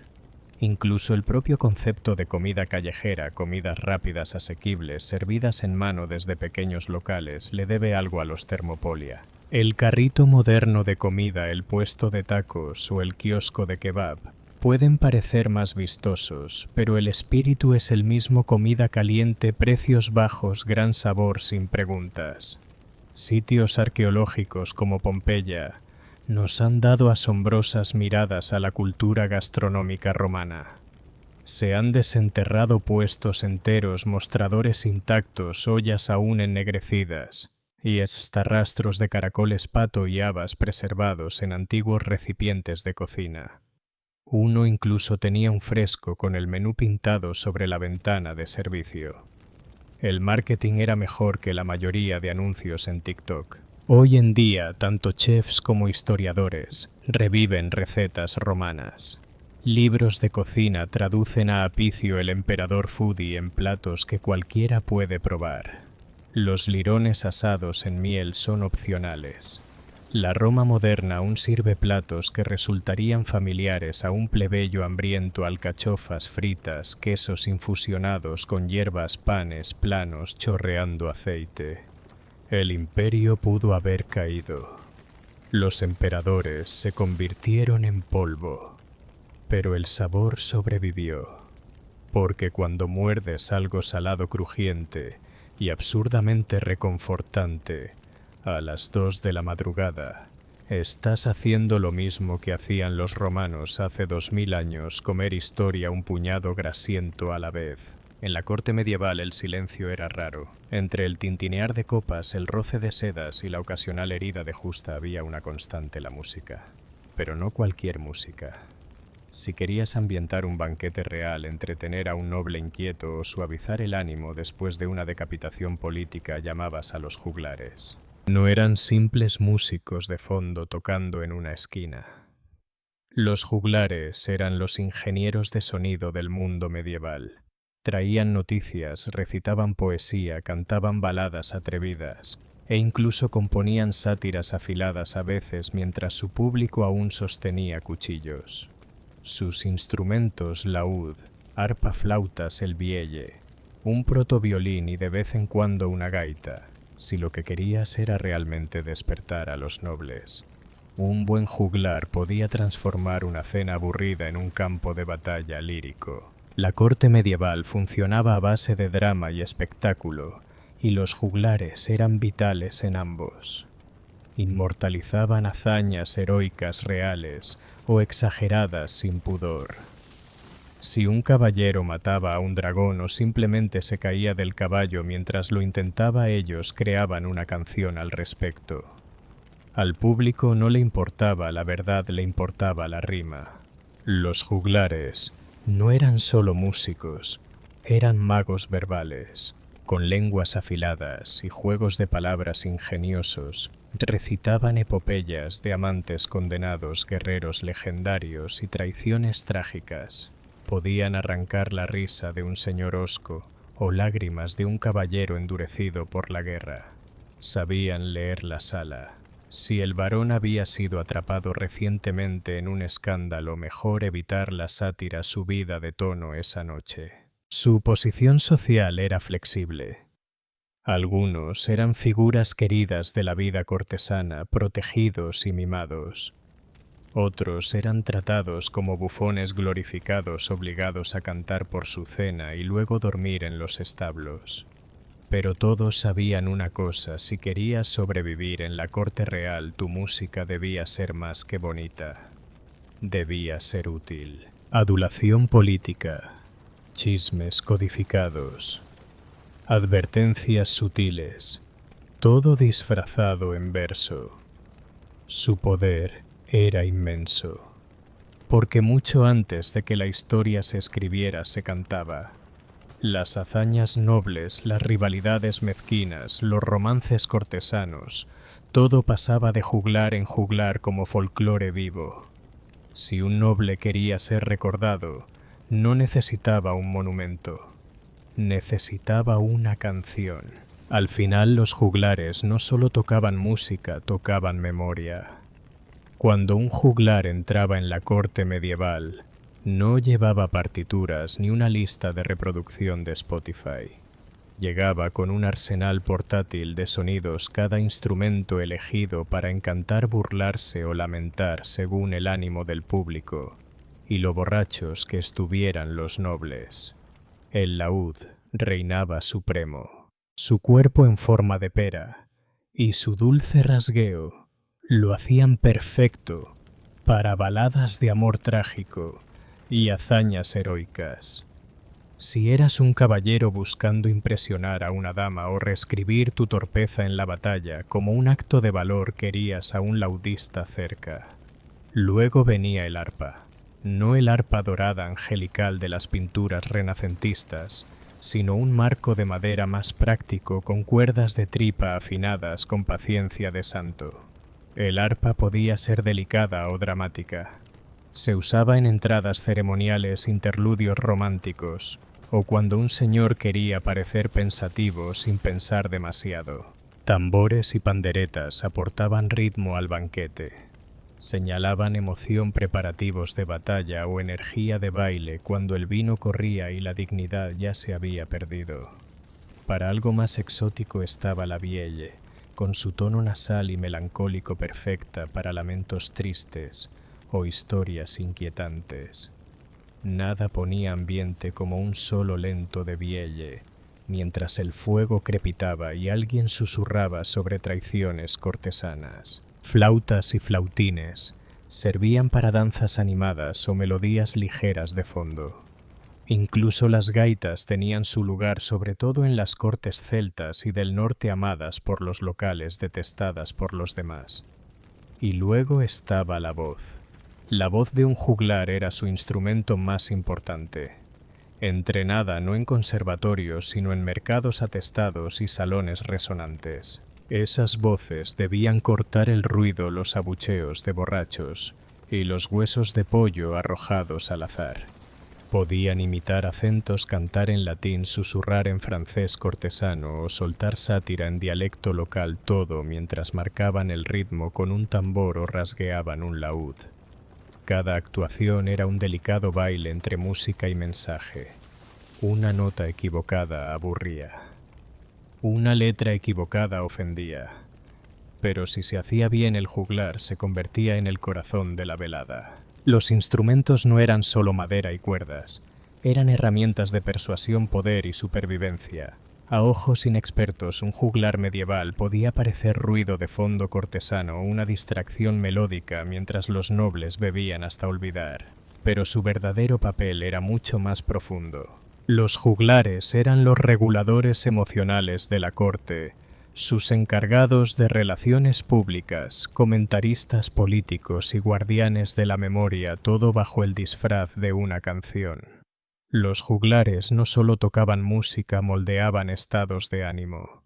Una reunión tensa podía suavizarse con una balada bien colocada. El aburrimiento de una reina podía disiparse con una canción romántica. Y cuando un caballero regresaba de campaña, el juglar ya componía versos antes de que el barro se secara en sus botas. También eran historiadores, en cierto modo.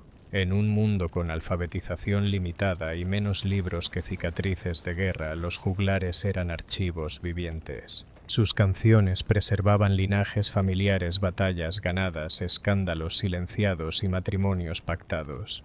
Si tu nombre entraba en un canto juglaresco, ya estabas a medio camino de la inmortalidad medieval. Pero no todo era adulación y flores. Los juglares podían morder. La sátira cortesana era un arte sutil, ridiculizar señores en verso, disfrazar insultos en metáforas ingeniosas. Un buen juglar sabía hasta dónde empujar antes de que la risa de un noble se convirtiera en mirada peligrosa. Algunos, sobre todo los que viajaban de corte en corte, se hicieron famosos por su ingenio afilado y sus versos escandalosos, equilibristas verbales, caminando sobre la cuerda floja entre el aplauso y la ejecución. También cumplían un papel diplomático. Las cortes visitantes a menudo traían sus propios músicos como parte de la delegación. Aquellos espectáculos no eran solo diversión, eran demostraciones de sofisticación cultural, poder blando y respeto mutuo. Una mala actuación podía arruinar un acuerdo político. Un lamento bellamente interpretado podía conquistar favores donde las palabras habían fracasado. Incluso en tiempos de duelo, los juglares tenían su lugar. Los funerales de nobles solían incluir cantos cuidadosamente compuestos, no solo para llorar, sino para elevar el legado del difunto a través de la canción. Cuanto más alto el rango, más grandioso el lamento, y mayor la presión de no desafinar. Algunos juglares llegaron a ser confidentes de confianza. Reyes y reinas con pocos en quienes confiar podían susurrarles secretos, sabiendo que éstos podían codificarlos en versos que solo serían entendidos por quienes escucharan con atención. En la corte medieval, el juglar no solo tocaba música, tocaba a la audiencia misma. Y en un mundo gobernado por la política, el orgullo y la puesta en escena eso lo hacía indispensable. No todos los músicos medievales eran iguales. Aunque hoy en día solemos llamarlos a todos juglares o minstrels, las cortes medievales eran mucho más precisas. Los títulos importaban y también el origen. En los salones resonantes de la realeza, la diferencia entre un trovador y un jongleur podía significar un asiento en el banquete o una noche durmiendo entre cerdos. Empecemos desde arriba. Los trovadores originarios de las cortes de Occitania en el sur de Francia. Eran poetas-compositores que escribían y cantaban sus propias obras maestras líricas. Cantaban en occitano, la lengua del amor cortés, y sus canciones giraban en torno a pasiones nobles, anhelos no correspondidos, y el tormento espiritual de ver a una duquesa casada con un hombre el doble de su edad. Piénsalos como cantautores medievales, con un gusto por la tragedia romántica. Los trovadores no eran mendigos. Muchos nacían en familias nobles, algunos incluso eran caballeros, lo que les daba acceso a las cortes de élite y al patrocinio. No se esperaba de ellos que hicieran malabares ni bailaran su moneda, era la poesía y la sutileza. Un buen trovador podía convertir una simple melodía de laúd en un dilema filosófico sobre el amor, el honor y la clase social. Debajo estaban los trouvères, sus primos del norte. Misma idea, pero cantaban en francés antiguo, y sus temas se inclinaban un poco más hacia lo marcial, caballeros, cruzadas y gestas heroicas. Menos miradas anhelantes, más cabezas rodando en nombre de la gloria. Y luego venían los jongleurs, los verdaderos caballos de batalla del entretenimiento medieval. Eran versátiles, móviles, y por lo general mucho menos refinados. Tocaban varios instrumentos, cantaban canciones prestadas, contaban chistes subidos de tono, recitaban chismes e incluso entrenaban animales. Si el trovador era el intérprete elegante de un bar de vinos, el jongleur era el tipo tocando el violín en la taberna del pueblo, ruidoso, impredecible y a veces brillante. Los jongleurs viajaban de corte en corte, de ciudad en ciudad, sobreviviendo de propinas y sobras. Aunque carecían del prestigio de los trovadores, tenían calle y sabían leer a la multitud como a un libro. Si un noble quería lanzar un insulto discreto a un rival, el jongleur era el hombre indicado. A pesar de sus diferencias, trovadores y jongleurs solían trabajar juntos, uno componía, el otro interpretaba. Uno alababa los ojos de la condesa, el otro se burlaba de la calvicie de su esposo. En la gran sinfonía de las cortes medievales, cada músico tenía su papel. La armonía era opcional, el drama garantizado. Si piensas que las canciones medievales eran solo sobre caballería y jardines de rosas, piénsalo de nuevo. Detrás de las melodías había observaciones mordaces, bromas verdes, fantasías románticas y suficiente subtexto político para hacer sudar a un rey. Las canciones de amor eran el pan de cada día del músico cortesano, pero no eran simples declaraciones de te amo, cásate conmigo. El amor cortés era un laberinto emocional de anhelo, contención y sufrimiento poético. El trovador profesaba devoción eterna a una dama casi siempre casada con alguien más poderoso y menos poético. El objeto del deseo permanecía inalcanzable porque el verdadero placer no estaba en la conquista sino en la agonía. Dolor emocional, pero elegante. Las metáforas abundaban: ojos como estrellas gemelas, tacto como luz solar, voz como campanas de iglesia. O si el poeta estaba de mal humor, como los graznidos de un ganso. Estas imágenes caminaban por la fina línea entre la adulación y el melodrama, y el público las devoraba. Pero no todo era refinado. Las canciones satíricas eran la versión medieval del late night. Se burlaban de señores glotones, sacerdotes deshonestos y caballeros con más músculos que cerebro. Los juglares dominaban el arte del roast, disfrazando insultos en rimas ingeniosas y dialectos locales. Todos reían salvo el aludido, que hacía bien en retirarse rápido. También estaban las canciones de escándalo susurradas de corte en corte como fuego lírico. Eran los reportes de TMZ de la Edad Media, melodías que insinuaban aventuras, traiciones y desapariciones sospechosas. Un verso a tiempo podía sugerir que la dama Helena pasaba demasiado tiempo con su escudero sin decirlo nunca directamente. La belleza estaba en la negación plausible si alguien se ofendía. El juglar se inclinaba y decía: su gracia es solo una canción. Estas canciones rara vez se escribían. Vivían de boca en boca, pasando de un intérprete a otro, transformándose en cada recitado. Lo que empezaba como un lamento romántico en una corte podía llegar como sátira mordaz a la siguiente, ya fuese alabando a una duquesa, ridiculizando a un obispo o exponiendo una aventura real. Los juglares navegaban entre la adoración y la provocación. En los banquetes, los juglares tenían su escenario principal. Imagina un gran salón adornado con estandartes, antorchas, crepitando nobles reclinados en cojines, copas llenas y egos más altos que las vigas. Entonces, sobre el murmullo suena un laúd. Una voz lo sigue. El festín calla. Empieza la verdadera función. Los juglares no improvisaban al azar.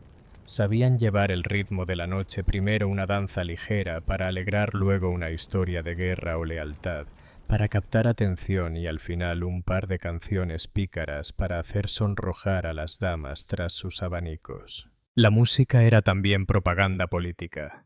Se cantaban las victorias del rey adornadas, por supuesto, y se omitían las derrotas. Se recordaba a los nobles su deber, su honor y su lugar bajo la bota bien lustrada del monarca. Reír demasiado fuerte en el momento equivocado podía ser peligroso. No aplaudir un verso en honor a la reina, sospechoso. Las juglaresas también encontraron su espacio. Las trovairids del sur de Francia escribieron y cantaron con voz propia, a menudo desafiando los roles de género. Sus versos hablaban de amor, sí, pero también de ira, resistencia y deseo de libertad. Algunas damas nobles patrocinaban a músicos, encargaban canciones o incluso aprendían arpa y salterio para tocar en salones privados. La música era su rebeldía silenciosa. Fuera de las cortes, en ferias y caminos, las mujeres cantaban y bailaban junto a compañías de juglares, aunque la iglesia las tachaba de inmorales. Cantaban porque era su única voz en un mundo que se las negaba. Y luego estaban los juglares errantes. Caminaban de villa en villa, durmiendo en establos o bajo las estrellas, viviendo de canciones y chismes. Eran el internet de su tiempo, llevaban noticias, rumores y melodías frescas. Algunos habían caído en desgracia en cortes, otros aprendían en los caminos, absorbiendo estilos y lenguas como camaleones musicales. Bien recibidos unas veces, apedreados otras, seguían viajando. Porque para ellos la carretera era más que necesidad, era libertad. Sin lealtad fija, sin señor a quien adular. Solo música, movimiento y la esperanza de que el próximo pueblo ofreciera un escenario mejor. Con la llegada del Renacimiento, el mundo del juglar se fue desvaneciendo, reemplazado por compositores con partituras y músicos profesionales. Pero el legado quedó. Ellos sentaron las bases del artista moderno. Transformaron chismes en versos, política en sátira, dolor en armonía. Su eco llega hasta hoy. Trovadores modernos son los cantautores con guitarra. Jongleurs resuenan en artistas callejeros que hacen malabares y bromean con el público. La sátira política aún se canta en canciones virales. Incluso la fantasía con castillos, caballeros y un laúd sonando en la esquina les debe mucho. Los juglares fueron el pegamento no escrito de la imaginación medieval, y aunque sus versos se dispersaron como pergaminos al viento, su herencia sigue cantando. Porque cada vez que una canción nos hace reír, pensar o recordar quiénes somos, hay un juglar medieval sonriendo en las sombras.